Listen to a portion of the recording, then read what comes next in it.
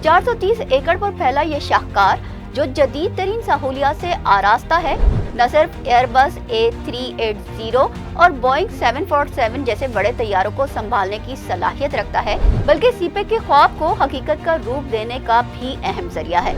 इफ्तिताही तकरीब में वजीर दिफा व हवाबाजी ख्वाजा आसिफ, बलोचिस्तान के गवर्नर शेख जाफर खान मंदोखेल, वजीर आला सरफराज बुगटी और चीनी शख्सियात ने भी शिरकत की। ख्वाजा आसिफ ने मुसाफिरों का इस्तकबाल करते हुए इसे पाकिस्तान की तरक्की का संगे मील करार दिया।